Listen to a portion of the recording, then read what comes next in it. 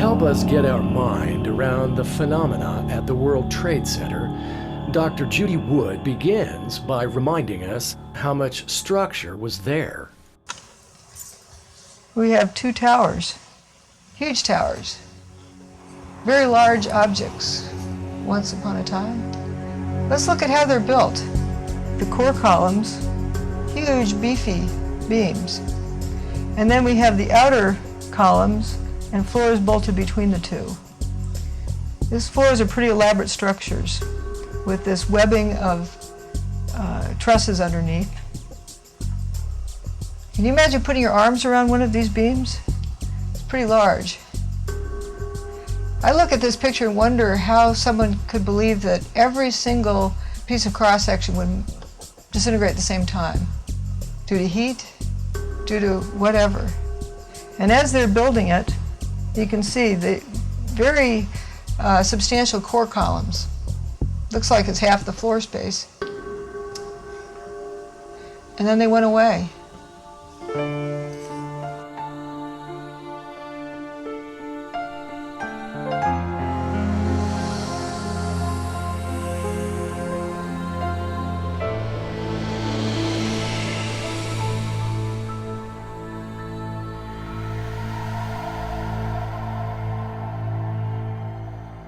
So here we have WTC-3, also known as the Marriott Hotel. Right after WTC-2 was destroyed, had this big gouge out of it. Vertical slice separating the southernmost edge of it. This was before Tower 1 was destroyed, and when Tower 1 was destroyed, the rest of this building went away. And we have these three wheat checks stabbed into the pavement. And here is what's left.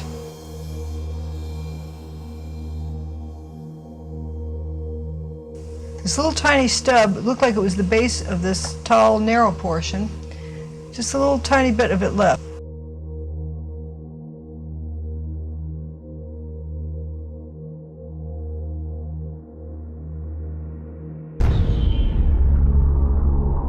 This is looking north-northeast, across where Tower 1 used to stand an hour or two earlier.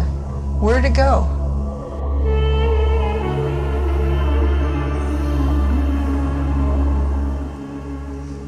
From this down to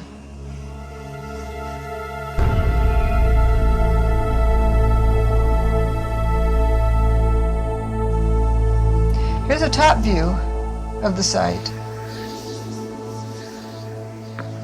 Building 4, you don't have the main body of it, you just have the north wing. Where did it go? Where are the towers?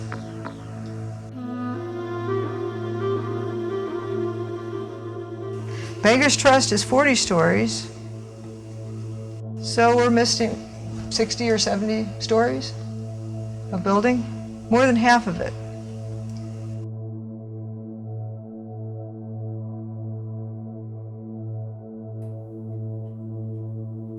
Where'd it go?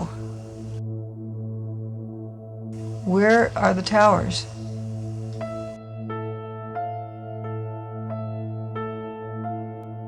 Where are the towers?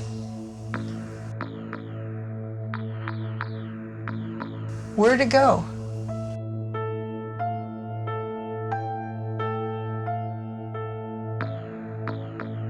Tower 1 is so overshadowed by this 8-story remnants of Building 6. What's wrong with this picture? You should have at least 100 more stories of the north wall of Tower 1. Where is the north wall?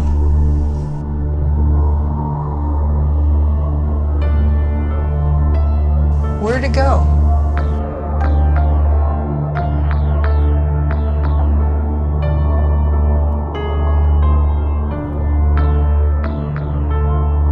Where'd it go?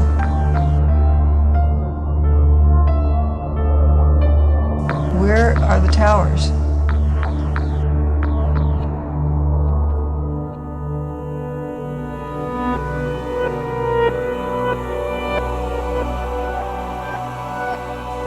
How much energy did it take? Well, let's look at some pattern recognition here. We have Mount St. Helens.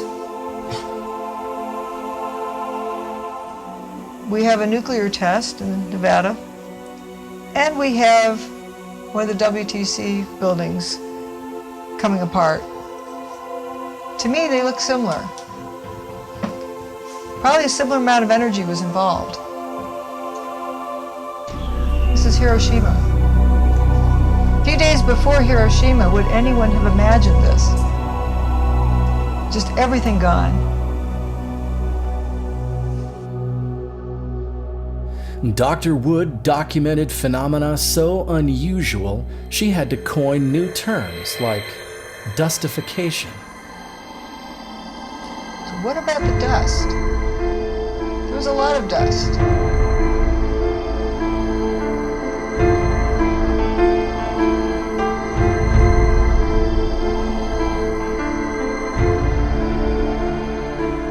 As it happens, here is Tower 1 and Tower 2. A large portion of it filled New York, filled the air, went everywhere. And it looks pretty uniform in size, except for the paper. Landed on the fruit. It's like a fresh snow. Here's a view from the north. What covered the wheat checks was aluminum cladding, which you can see those pieces falling off, but they don't trail dust. But the steel wheat checks trail dust. This is an interesting. This is a rather large wheat checks falling here with dust shooting out behind it.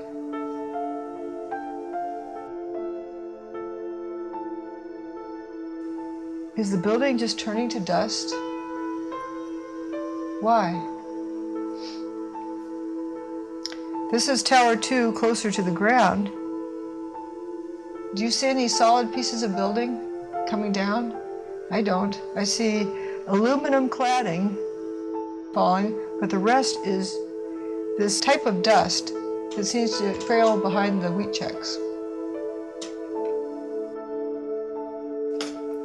And then we have dust everywhere. This Cushman scooter kicks up dust that just stays in the air. If you drive down a dirt road, your pickup truck is going to kick up dust, but it pretty quickly settles out. This does not settle out like that.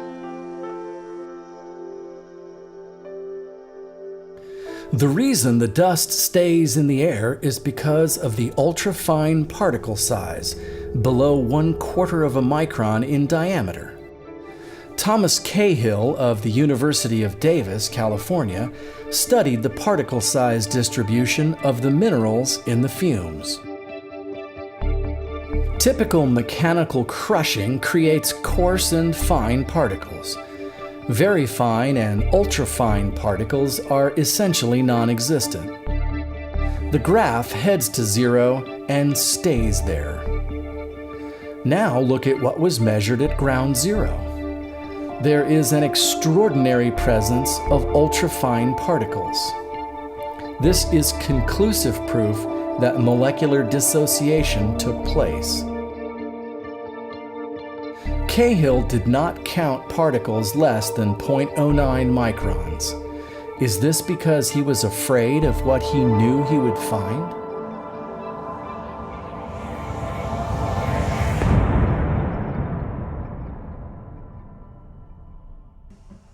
Here are 4 consecutive shots, and you can see these columns just turn to dust.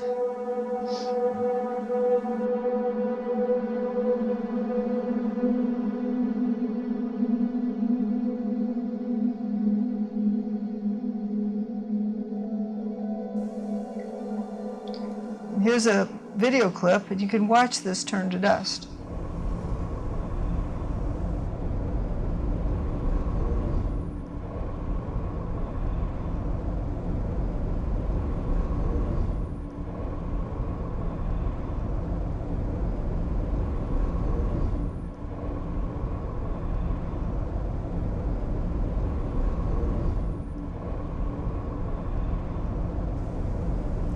So is this what happened to the entire building? Perhaps. Let's look at it a little bit more carefully. These core columns that were left standing for whatever reason are strong and rigid. That's a very tall, unsupported column. And the next frame, it starts to tip, and then it turns to dust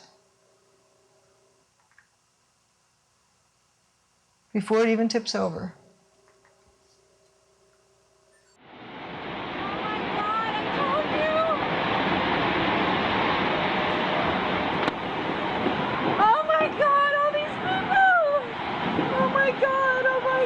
And as this dust cloud rolls out,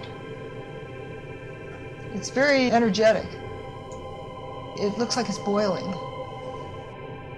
It's expanding in all directions.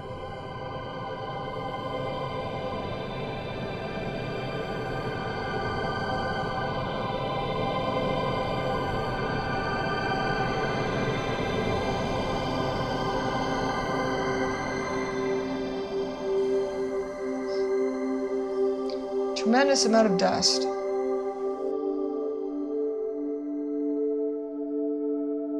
The behavior of the dust clouds greatly resembled a phenomenon seen in volcanic eruptions.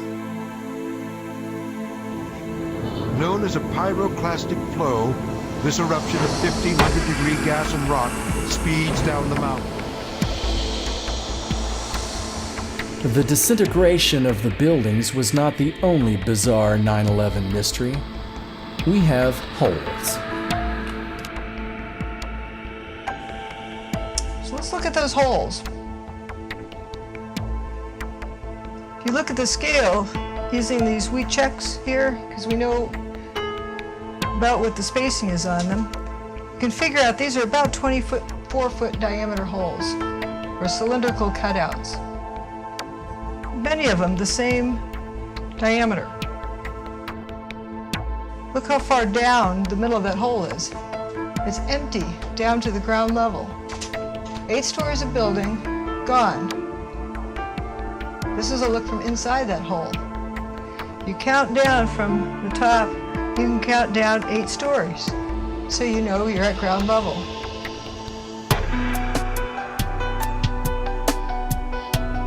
Then we have building 5 that was over in the northeast corner.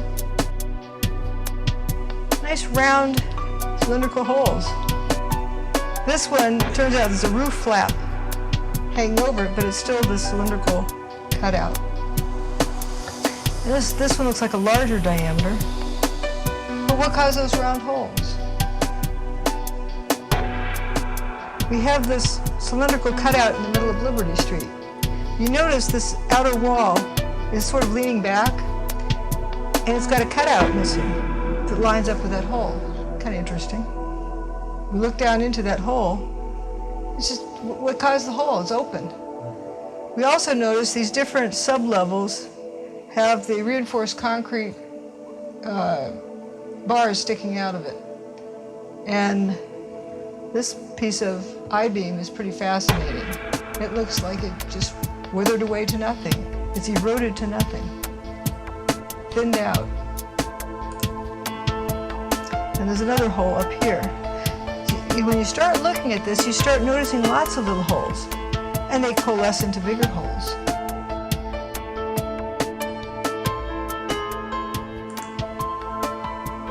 So if we look at all of these grouped together, lift off a few of the wheat checks that are laying over the top of them, we can look down into that hole and climb down into it. We're climbing down into the basement of the second tower, and to me it looks that these folks are walking through a puddle of water. We may have heard of rumors of molten metal, but I see no indication of it here. And this picture was taken a week after 9/11.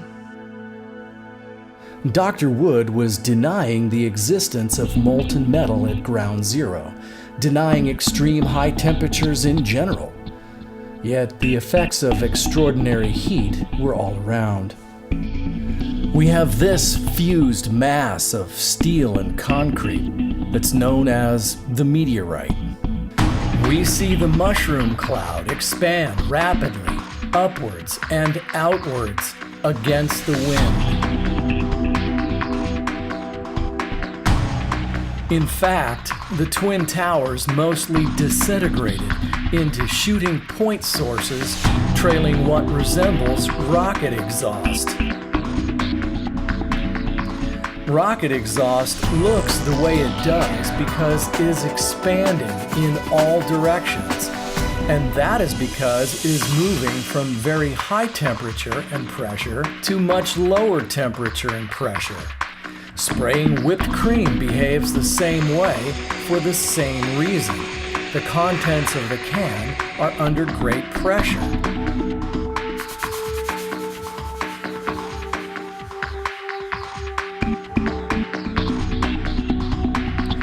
When any substance expands outwards in all directions, there is simply no other explanation besides a rapid release of built-up pressure.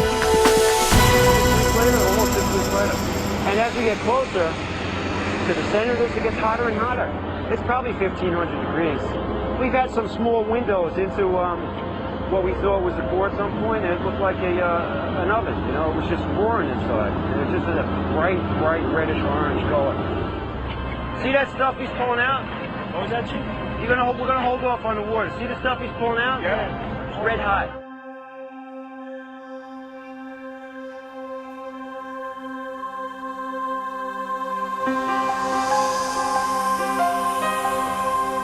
Another interesting phenomenon is toasted cars. Large number of toasted cars. I don't mean just a few burnout cars. I mean this weird things happening that don't make sense.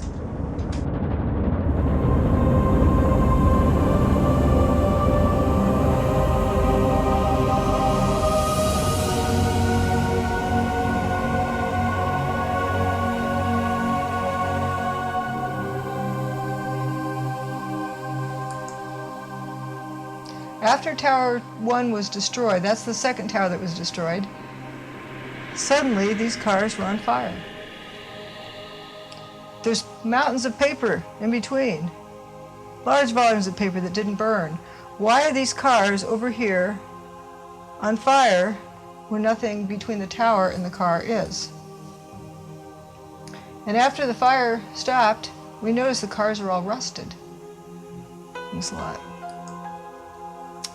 Then there's cars over on FDR Drive that had another peculiar pattern to them. This door looks like it just wilted, and the frames for the windows flopped over. I don't know what happened to his front tire, but it looks like he still has the steel belting of the tire in it, so he had radial tires. Fires don't cause steel to melt. And we have various other interesting patterns. This vehicle was parked a building away on the other side of the post office.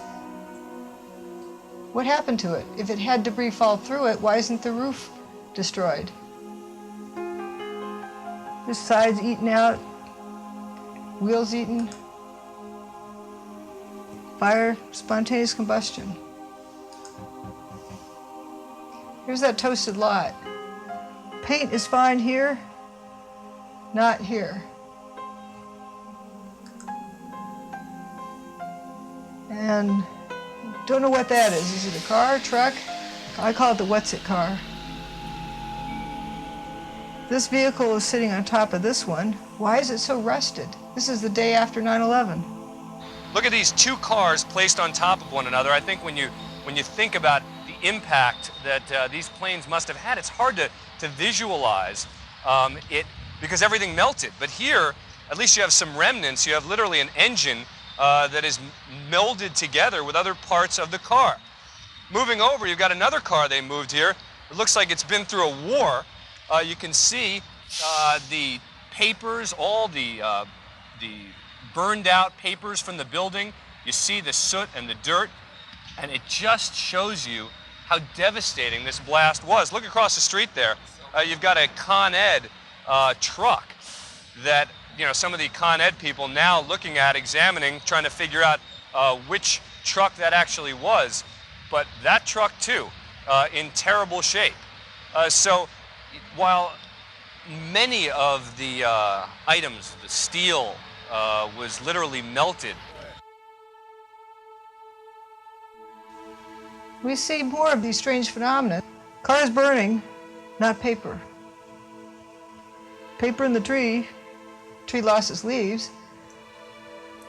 Paper on the ground, only vehicles burning.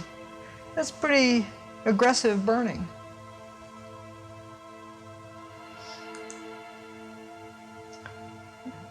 Another one lost its engine. Where'd it go? Same here. Engine's gone. So is the cab. And the ladder just kind of wilted down over it. Van with missing door handles. That seemed to be a common theme. A lot of door handles gone. Different kind of material.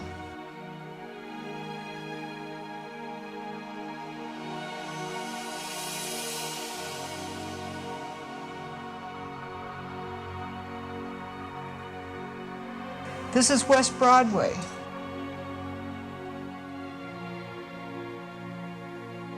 So what happened on that street?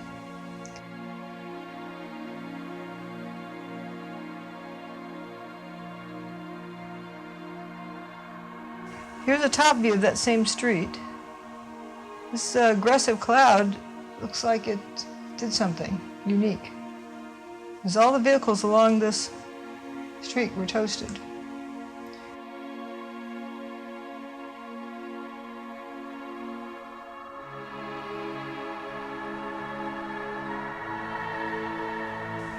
Maker's Trust across the street had some interesting events occur.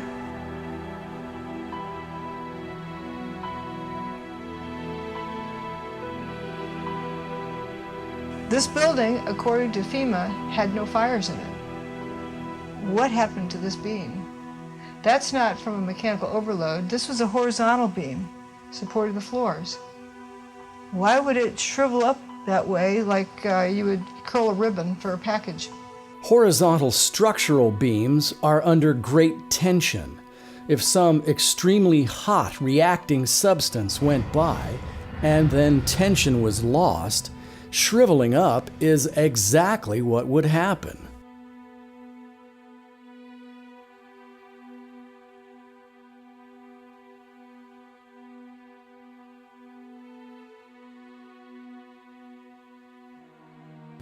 Clearly, something extraordinary destroyed the World Trade Center.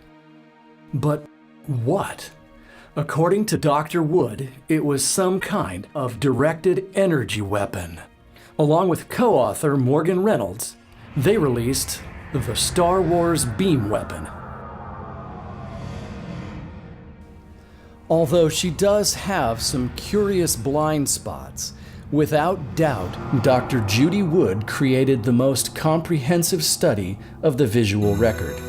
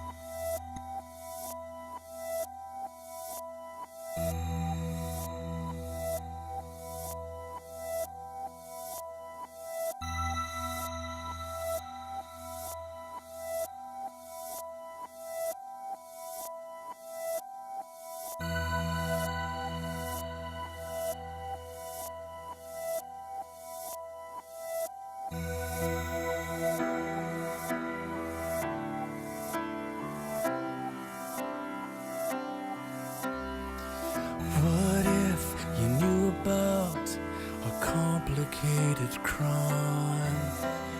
One that was beyond the reach of ordinary minds. Would you stand up defending all that's right and good? Well, Judy, Judy, Judy, Judy Wood.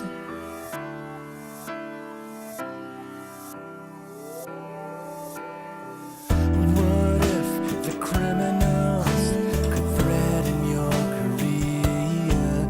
Would you disregard the easy road and climb up through the field?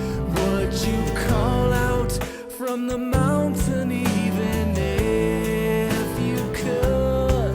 Well, Judy, Judy, Judy, Judy Wood. How is the tower like a tree? What does this mean to you? Can we solve this mystery? Can we find the energy? Get our mind around disintegrating walls with billiard balls. Judy Wall.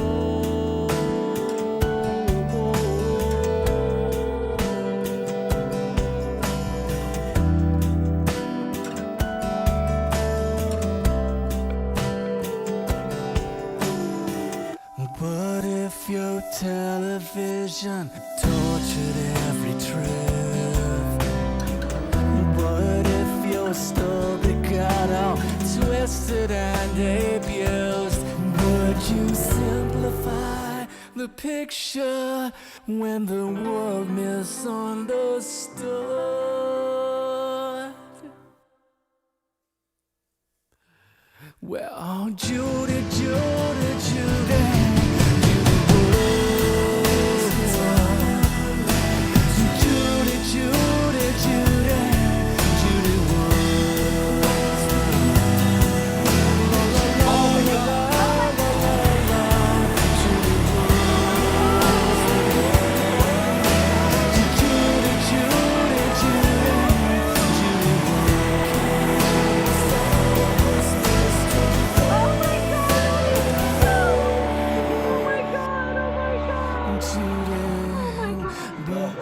Oh, baby, Lily. Oh my God. Come on, let's go to the other room. Is this dangerous? I think it's just smoke. There's no danger of buildings. Is Is the air conditioner turned off in the room? And the windows closed in the bedroom? Near the area are an absolute crazy situation. The entire top of the building just collapsed. The entire building just collapsed. Building just collapsed.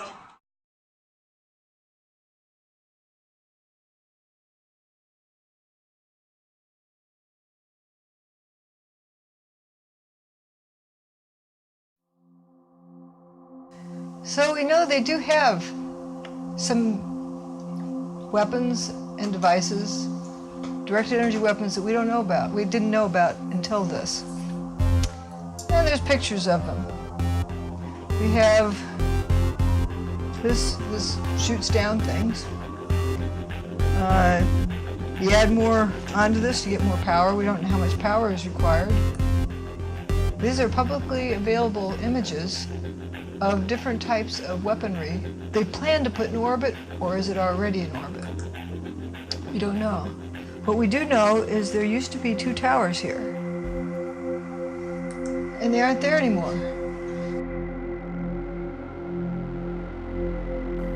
Are directed energy weapons the best explanation? Or could nuclear reactions better account for the phenomena? Like any other nuclear weapon, the Davy Crockett gives off 3 basic effects: heat, blast, and nuclear radiation.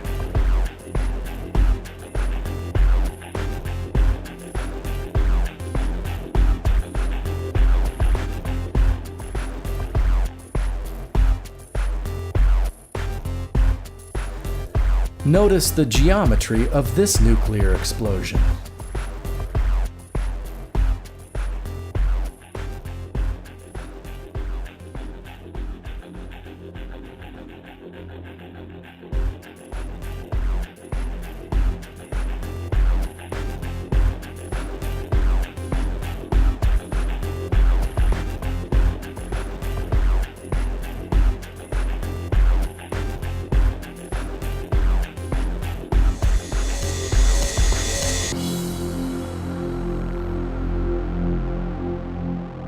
A chemical signature of nuclear fusion is tritium, the radioactive isotope of hydrogen.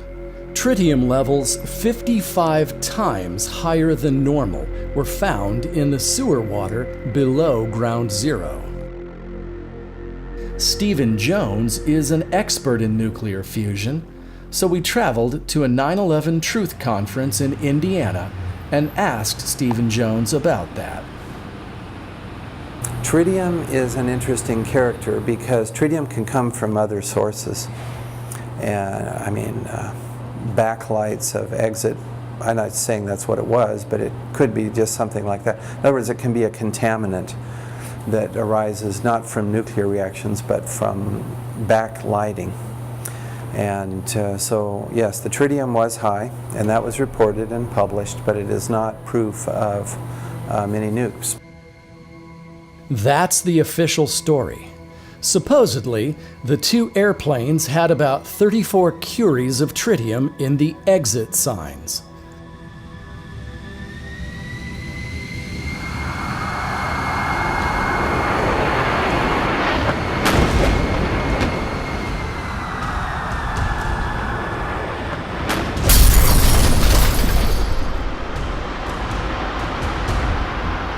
But tritium is a lightweight gas. It's hydrogen. When released, it goes up into the upper atmosphere. To make it down into the water sample, it must first somehow be converted into tritiated water and sprinkled down to the ground into the sewer system, get diluted by 2 heavy rainstorms and 1 million gallons of fire hose water, and still raise the sample up to 55 times the normal background level.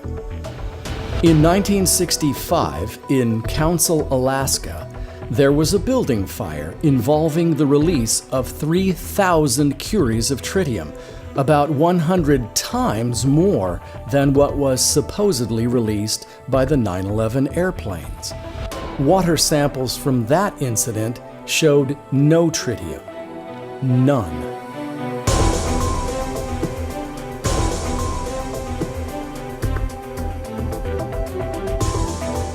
Nuclear fusion can be initiated with a nuclear fission trigger.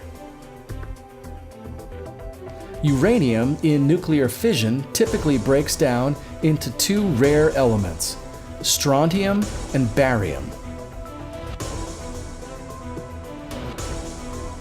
The U.S. Geological Survey took samples from around Lower Manhattan.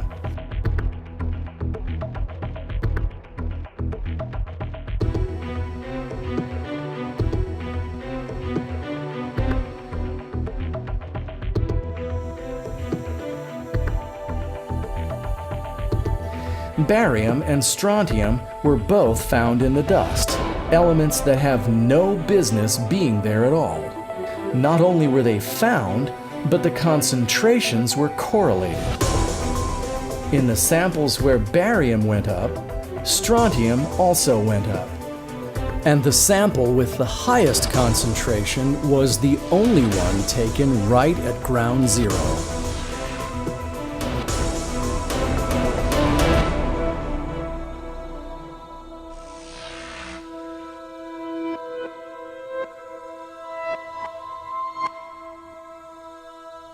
A nuclear event would also explain this.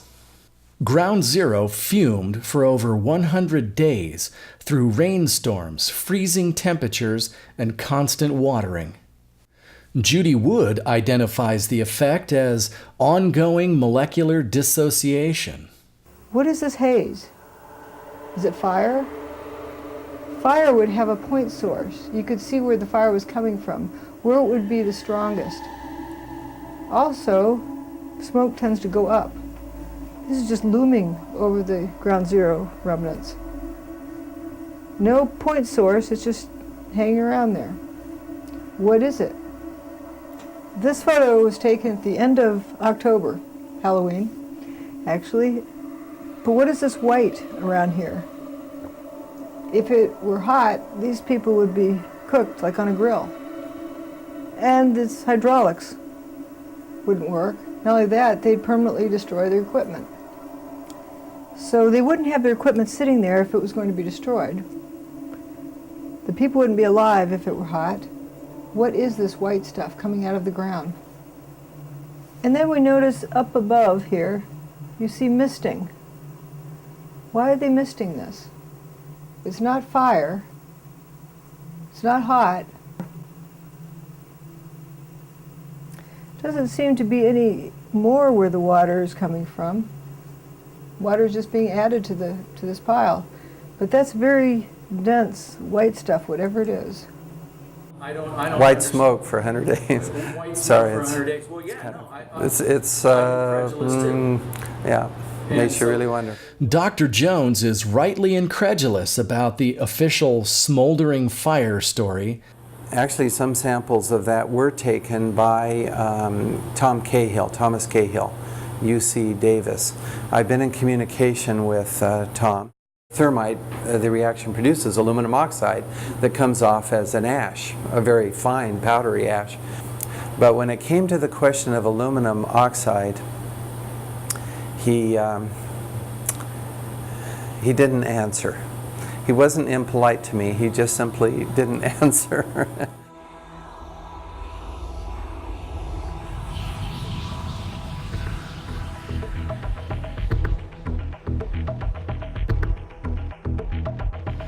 A nuclear fission chain reaction, once begun, continues until all the fissionable material is gone. This is the so-called China syndrome, where heavy reacting elements burn downwards through everything. Could that be what caused this? This hole in the bedrock is directly under where the South Tower stood. The workers are filling in the hole with concrete.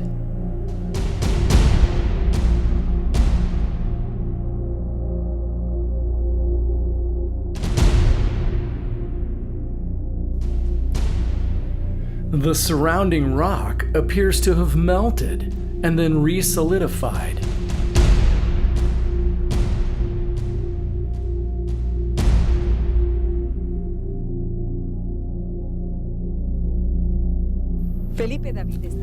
Janitor Felipe David was working inside the North Tower. His co-worker, Willie Rodriguez, describes skin that was hanging off his body. Everybody started screaming, and a person comes running into the office saying, "Explosion, explosion, explosion." He got his hand extended, and all the skin was pulled from his under his arm, all the way to the top of the fingertips, and it was hanging on both arms. Hanging and hanging. Exactly the same type of horrific radiation effect was described at Hiroshima and Nagasaki in 1945.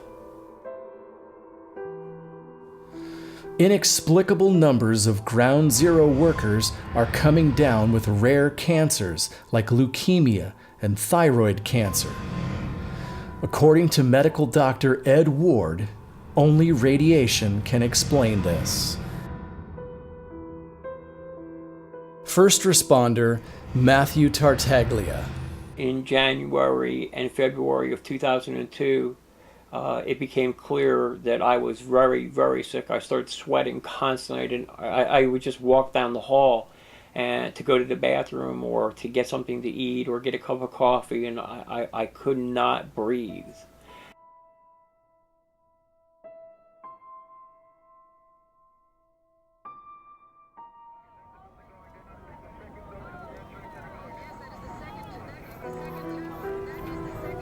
Tritium, strontium, and barium. molecular dissociation, the meteorite, the mushroom cloud, the China syndrome, 1,400 melted motor vehicles, rare cancers.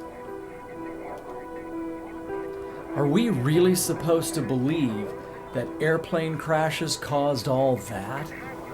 It looks like the aftermath of a huge atom bomb or something. By the absolute disintegration of one of those